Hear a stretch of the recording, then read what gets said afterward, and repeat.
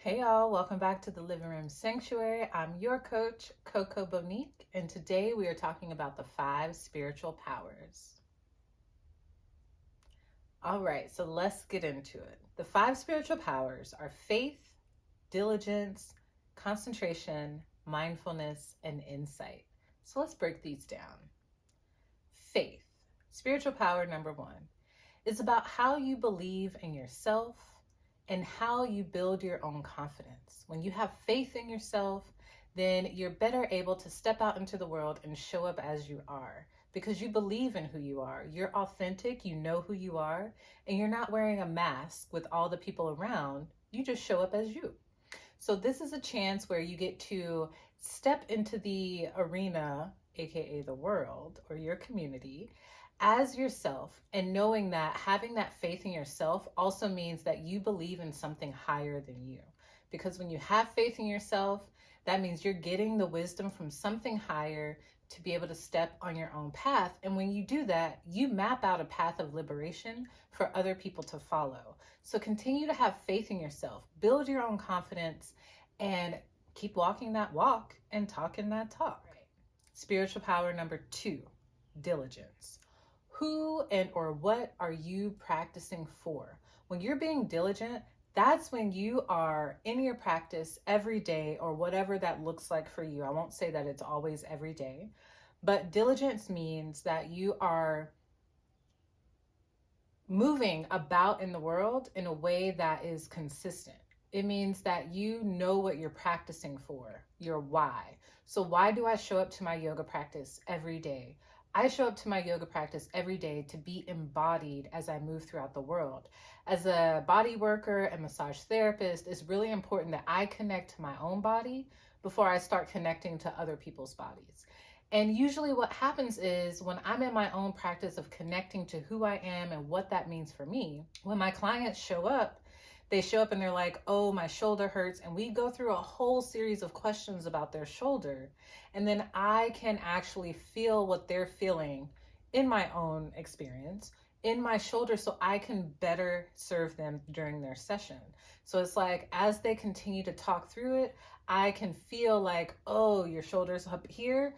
I get to work on the scalenes. I work on the pecs. I work on the rhomboids, the traps to release that shoulder back down. So that's getting a little technical, but that's the diligence in it. Knowing, for me, knowing the muscles that elevate the shoulder are important because a lot of people have shoulder tension.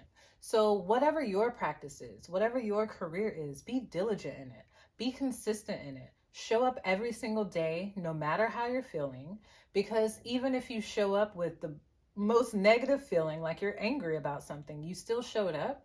And I guarantee you, after you move through your practice, you'll feel 10% better. So just remember, be diligent in your practice. All right, number 3, mindfulness. So, when we're in the practice of mindfulness, you can think of these as even mindfulness trainings. The mindfulness trainings are basically the yamas in the yoga practice, one of the limbs of yoga, where it's ahimsa, asteya, brahmacharya, aparigraha, and satya. We are speaking our truth. We're not causing harm to others or the planet. We're actually taking care of the planet and engulfing the planet as if we are one with it because we actually are. Our bodies are nature, the planet is nature, and when we go out and connect to it, we actually find ourselves being more mindful in whatever that we're doing. And so it really helps bring us back to the present moment. So anytime that you get a chance to slow down and just be in the present moment, recognizing that right now I am sitting on the earth or right now I am sitting at my desk. But those are just the smallest things that you can start to do to bring you back into the present moment and come into that mindfulness. But let's talk about the yamas in a different video. All right, number 4, concentration. Okay, so we can talk about concentration all day. I get it. I have a scattered mind. I don't know if I actually concentrate on things very regularly that keep me like super focused. However, when I am able to concentrate, it's because I'm applying the 5 principles to concentration.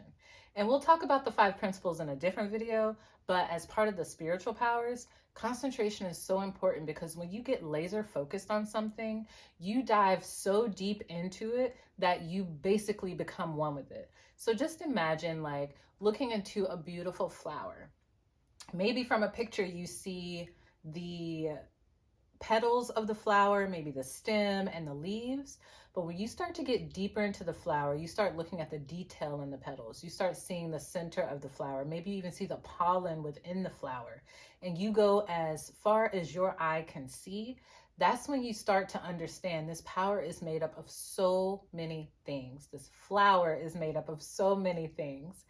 And just seeing that, like, I can concentrate on this flower, that might mean I spend 1 hour with this flower, and that's my mindfulness of the day because I was in a practice of concentration. So that's like one of the other spiritual powers that really anchor us into our own inner power and not so much identifying with the external power. Number 5, insight. So, insight is where the last 4 powers all kind of wrap up and tie together. And then there's this ability to see the unseen, the unknown. And so then we come into this conversation of, I believe it when I see it. Let's reverse that. I believe in the unseen. Insight is basically this top tier imagination that comes down from your creator, God, divine. So if you go check out Myron Golden, he talks about these 4 tiers that help us communicate with our people, communicate with our families. And I think it's really important for many people to hear that. So go check out that video. But when we come into insight, it's because it's the imagination coming into our minds and we get to see something that's like, oh, that's different. And like once you start to become aware of that, your intuition will kick in and you'll start taking action on whatever insights that come in for you. So, really getting clear with yourself, having that faith, being diligent in your practice, having mindfulness practices that you can do throughout the day to bring you back to the present moment. Concentrate, be laser focused on your goal or whatever your intention is, and allow the insights to start to funnel in. And that's where we start to really tap into our inner power. So I hope you take these 5 spiritual powers out into the world and utilize them. Remember to come back and check us out on Patreon for different videos that support this. And we'll also be in embodied practices and yoga practices that can help you start to identify different ways that you can be in your body to tap into the 5 spiritual powers. Thank you. Remember to like, share, and subscribe, and make sure you hit that notification bell to get more videos like this.